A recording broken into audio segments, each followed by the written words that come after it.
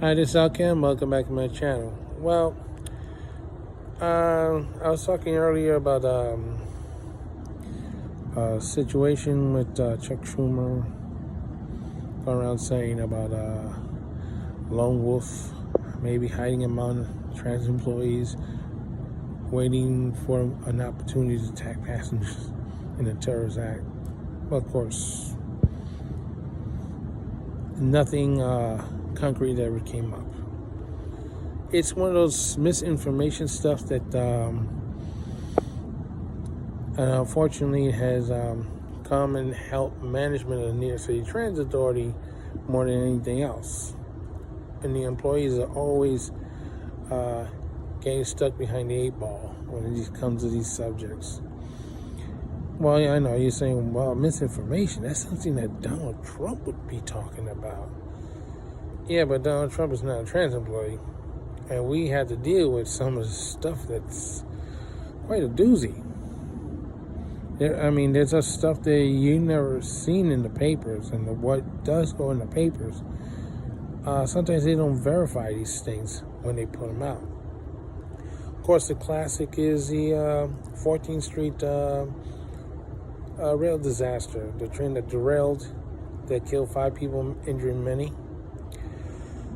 The motorman left the scene while they were looking for him and rescuing passengers. They found a cracked valve in his cab, and somehow they assumed that was his, and it was publicized.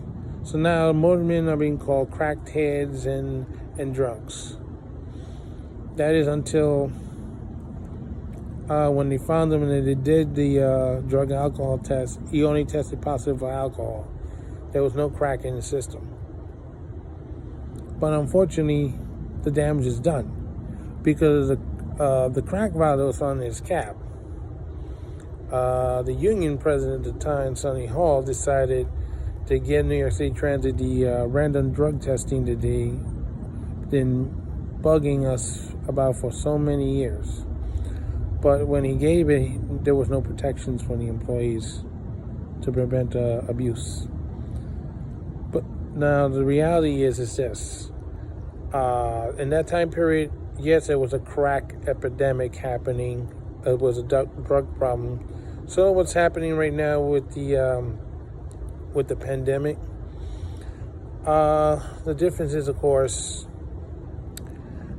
that was a crime problem that was easily resolved a few years later under the Giuliani administration. Now, you're wondering, how is it there a drug vial ended up in his cab? Well, unfortunately, when these people were riding these trains and they were getting high, the last car of a train is usually called a party car because that's where all the people are doing the drugs, is in the back of the train. So, when his train came in to Woodlawn for him to take it out, now the back of the train is the front of the train, and apparently he didn't clear out the debris in his cab or ask anybody to sweep it up. He probably didn't see the crack valve. But the fact is, on many lines, and I've seen it in my cab, I found crack valves in the cab. So it's not very hard to throw it underneath. That way, police don't see you with it.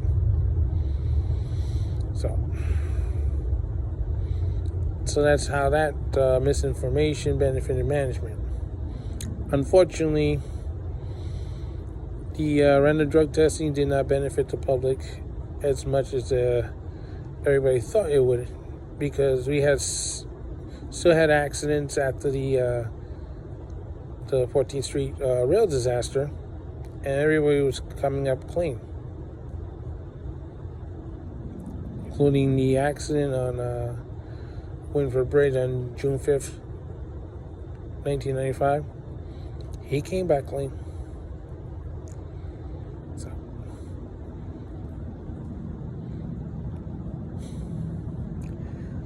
other misinformation, like A writer for a newspaper claimed that the crews were not cleaning the trains on the A line at the 207th Street station.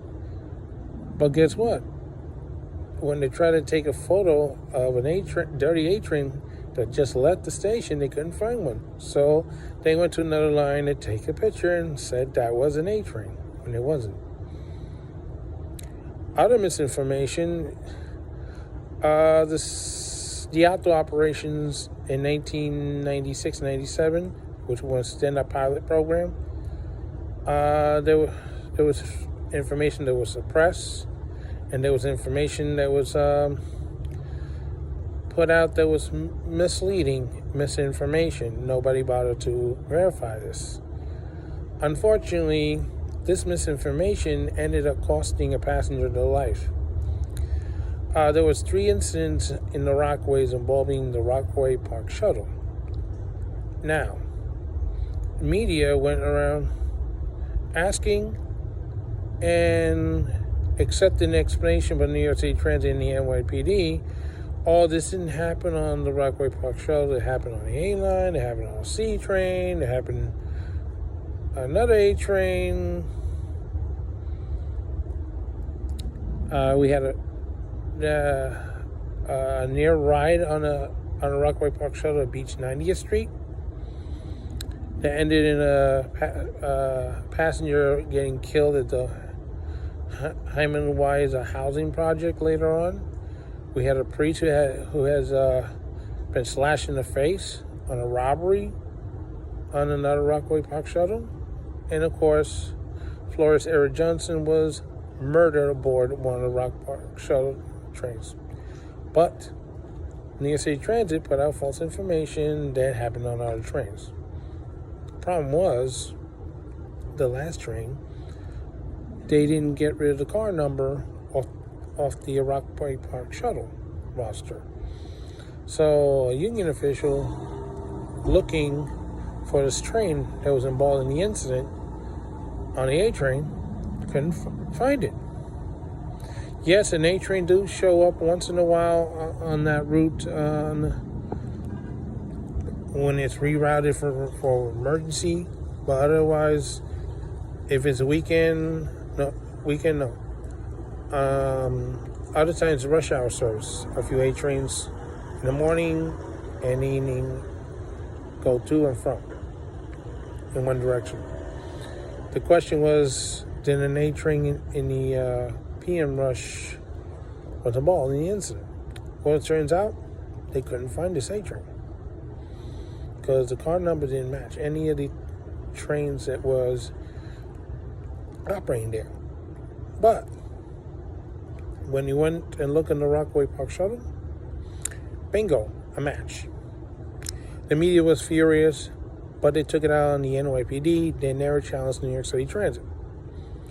So, as a result of that, all the information about the last 3 incidents on the Rockaways had to be changed from the A or the rerouted C train, which didn't exist, and the other A train, all had to be changed back to a Rockaway Park shuttle. New York City Transit got away with murder twice.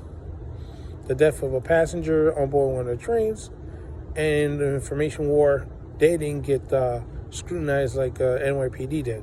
NYPD was reporting what they were telling them. So, it damaged the NYPD's reputation when there was another incident involving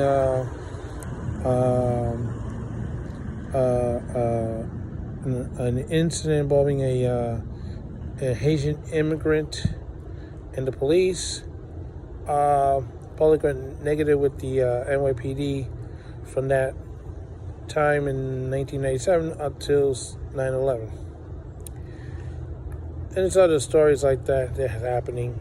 And of course, there's stories where sometimes the employee does some stupid things, and it does show up in the papers.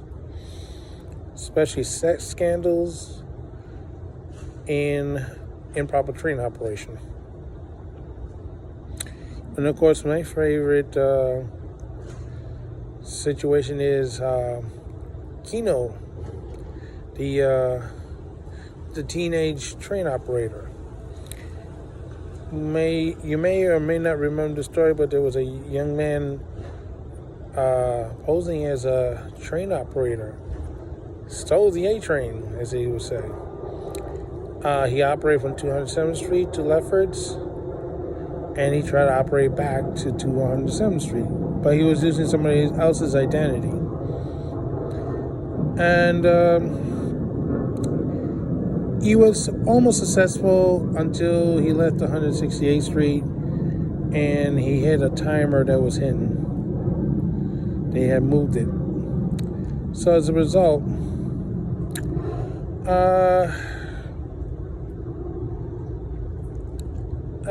they didn't find out later that he was a phony train operator.